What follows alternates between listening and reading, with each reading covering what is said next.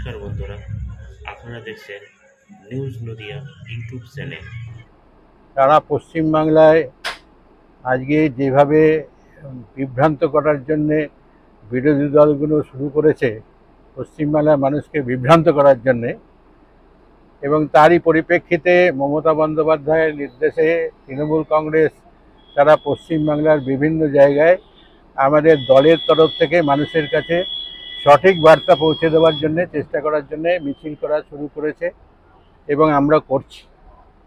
আমাদের ইতিমধ্যে সমস্ত জেলার বিভিন্ন ব্লকে ব্লকে অবস্থান থেকে আরম্ভ করে মিছিল আমাদের বিভিন্ন জায়গায় আমাদের তৈরি হয়েছে এবং শুরু করেছে, এবং সমস্ত জায়গাতেই অবস্থানে বিক্ষোভে বহু মানুষ আমাদের এই ব্লকে ব্লকে শুরু করেছে তাদের আন্দোলন।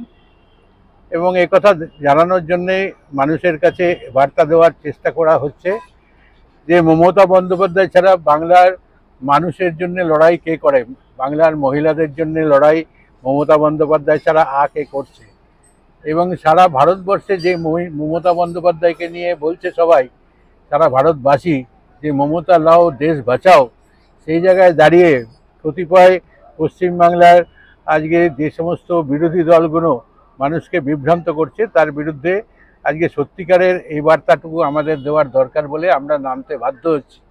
এবং আজকে এখানে আমার বিধানসভার এই কৃষ্ণনগর 1 নম্বর ব্লকে আজকে এ পর্যন্ত 3টে জায়গাতে আমরা দেখে আসলাম। কৃষ্ণনগর 1 নম্বর ব্লকের মধ্যে কৃষ্ণনগর শহরে যেমনভাবে আজকে বিরাট মানুষের সমাবেশ হয়েছে এবং সেখানে অবস্থান বিক্ষোভ চলছে কৃষ্ণনগর শহরে, এবং এখানে প্রায় 1000-2 লোকের মিছিল হয়েছে একটি। সেই মিছিলটি এখানে ঘুরে আসবে, প্রচণ্ড রোদ, তার মধ্যে এইমাত্র শুরু করে আমরা আসলাম এখানে, তারা ঘুরে আসছে। আমি এতটা হেঁটে এইমাত্র এখানে দাঁড়ালাম এবং এরপরে আর একটি জায়গায় যাব। এবং আমাদের একটা কথাই যে মানুষের কাছে বলার দরকার যে মমতা বন্দ্যোপাধ্যায় ছাড়া মহিলাদের জন্য লড়াই কে করেছে, এটা আপনাদের কাছে জানতে চাইছি আমরা। মমতা বন্দ্যোপাধ্যায় কন্যাশ্রী না থাকলে পশ্চিমবাংলায় মহিলারা আজকে এত বড় লড়াই করতে পারতো না। সারা